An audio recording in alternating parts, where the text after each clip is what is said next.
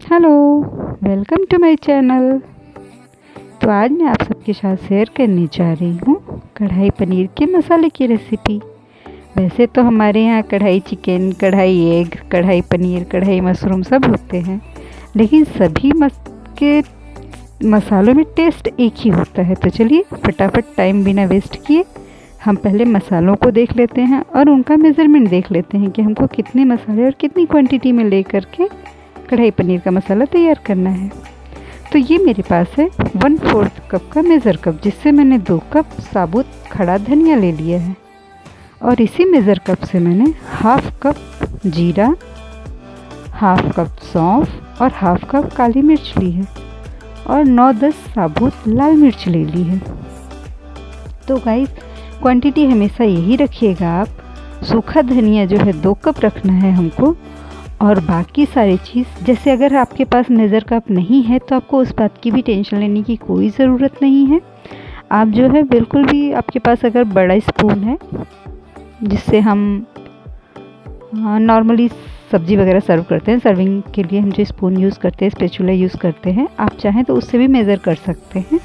तो आप उस बड़े वाले स्पून से 2 स्पून आप ले लेते हैं सूखा धनिया, और टेबल टीस्पून जो होता है उनसे 1-1 स्पून आप बाकी सारों मसालों को मेज़र कर लीजिएगा। इससे भी आपकी क्वांटिटी बिल्कुल कम्प्लीटली परफेक्ट आएगी। और गाइस, एक बात का बिल्कुल ध्यान रखिएगा कि सारे मसालों को एक साथ कढ़ाई में डाल के हमें बिल्कुल भी नहीं रोस्ट करना है। इन मसालों को हमको एक-एक करके ही रोस्ट करना है, क्योंकि हमारे सारे मसाले सेम टेम्परेचर पे सेम तरीके से रोस्ट नहीं होते हैं। किसी मसाले को ज़्यादा टेम्परेचर, ज़्यादा टाइम लगता है रोस्ट होने में, तो कुछ मसालों को कम टाइम में ही हम अच्छे से रोस्ट कर पाते हैं। तो आप देख सकते हैं मैं बिल्कुल धीमे धीमे से एक-एक करके मसालों को रोस्ट करूँगी। तो सबसे पहले मैंने धनिया रोस्ट करना शुरू किया, और रोस्ट करने का मतलब है कि मसालों में से एक अच्छी खुशबू आने लगे।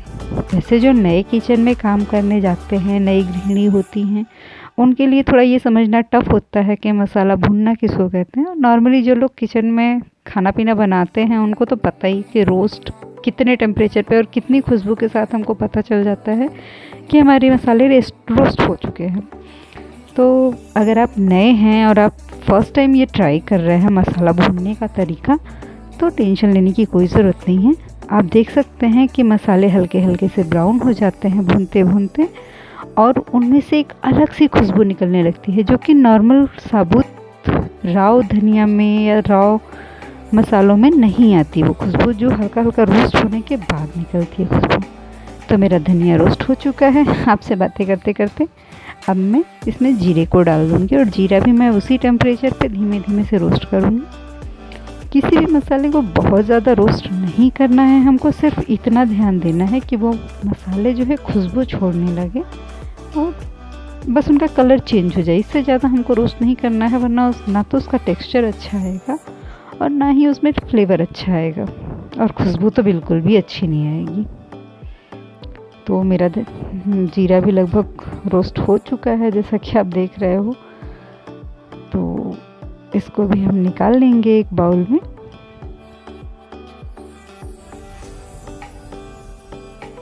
और मैं आप लोगों से एक बात और कहूँगी, आप लोग कोशिश कीजिएगा कि छोटे छोटे पैन में कीजिएगा। मेरे यहाँ थोड़ा बड़ी फैमिली है, तो बड़े पैन है, इसलिए सामान भी ज़्यादा क्वांटिटी में मुझे बनाना पड़ता है, इसलिए मैं थोड़ा ज़्यादा इस्तेमाल कर रही हूँ, बड़ा बर्तन इस्तेमाल कर रही हूँ। आपके पास अगर छोटा बर्तन होगा तो इतनी दिक्कत नहीं आएगी आपको उनको निकालने में। मसालों को छोटे बर्तन लेंगे तो ईज़िली आप उनको निकाल पाओगे। तो मैंने सौंफ को भी डाल दिया है रोस्ट करने के लिए। वैसे नॉर्मली गाइस देखिए, मार्केट में हमें कढ़ाई पनीर मसाला बहुत आसानी से अवेलेबल हो जाता है, लेकिन मार्केट का जो मसाला होता है आप उस पर पूरी तरह से विश्वास नहीं कर सकते हो कि वो मसाले सही हैं या फिर उनमें बिना कीड़े लगे हुए मसालों को इस्तेमाल किया गया है। इसका हमारे पास कोई प्रूफ नहीं होता है। बट हम लोग जो घर में मसाले तैयार करते हैं, उस मसालों की एक तो बात एकदम मतलब प्रूव होती है, गारंटी है कि हम जो भी मसाले यूज़ कर रहे हैं वो बिल्कुल सही और शुद्ध हैं, जिनको हम बहुत ही बेधड़क निडर होकर के खा सकते हैं। हमको ये डर नहीं लगेगा कि अरे पता नहीं कैसे मसाले हैं, ज़्यादा क्वांटिटी में इस्तेमाल करने के बाद हमारे हेल्थ पे कोई बैड इफ़ेक्ट ना करे, तो ऐसा कुछ हमको फील नहीं होता है। तो धीमे धीमे करके मेरे सारे मसाले रोस्ट हो चुके हैं, जैसा कि आप सब देख रहे हैं। तो मेरी काली मिर्च भी खुशबू छोड़ने लगी है, हल्का हल्का सा धुआं भी निकल रहा है। मेरे मोबाइल की ब्राइटनेस इतनी अच्छी नहीं है शायद, इसलिए आप लोगों को इतना समझ में नहीं आ रहा होगा, बट मुझे सामने से समझ में आ रहा है कि ये जो है हल्का हल्का धुआं छोड़ने लगा है और ये भी भुन चुका है।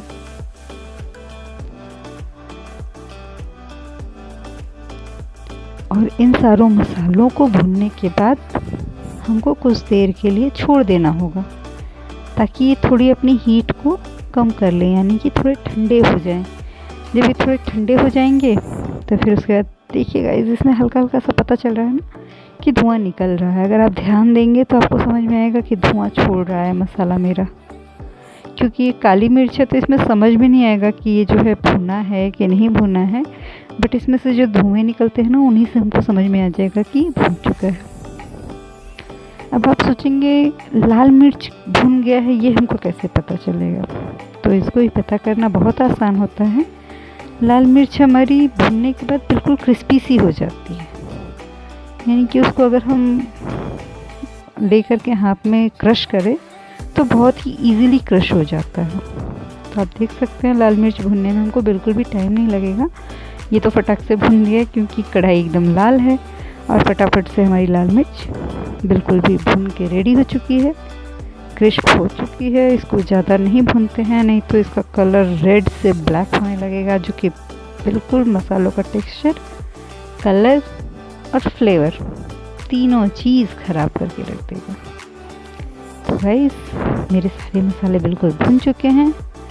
अब मैं इन सारे मसालों को एक तरफ करके रख दूँगी ताकि ये थोड़े से ठंडे हो जाएं, क्योंकि ये तुरंत भून अगर मैं पीसूँगी तो शायद अच्छे से पीस भी ना पाए और जैसा मैं चाहती हूँ वैसा उसका स्वरूप भी ना बन पाए।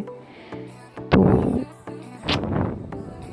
अब हमारे मसाले ठंडे हो चुके हैं और उसके बाद मैं इन मसालों के साथ क्या करने वाली हूँ, इनको मैं ग्राइंड करूँगी। और एक चीज़ का बिल्कुल आप ध्यान रखिएगा कि इन मसालों को बिल्कुल बारीक ग्राइंड हमें नहीं करना है। मैं भी आपको दिखाऊंगी। इनको ऐसा पीसना है कि ये मसाले ना तो बिल्कुल खड़े लगे और ना ही एकदम बारीक पीसे लगे। इनको सिर्फ हमको दरदरा सा पीसना है, मतलब हाथ से टच करने पे ऐसा फील हो कि वो मतलब राई जितने बड़े बड़े हों, थोड़े दरदरे से होने चाहिए, वो बिल्कुल बारीक नहीं होने चाहिए। अब देख सकते हैं, मैं आपको दिखा रही हूँ हाथ में लेकर के, बिल्कुल दरदरा सा मसाला हमारा है। और आप चाहें ना तो इन मसालों को स्टोर करके रख सकते हैं, ये मसाले ख़राब भी नहीं होते हैं और लंबे चलते हैं। Okay guys, bye. और अगली रेसिपी जानने के लिए आप बेल आइकन को प्रेस ज़रूर कीजिएगा और मेरा वीडियो देखने के लिए थैंक यू। और हाँ, सब्सक्राइब बटन दबाना मत भूलिएगा। Bye guys.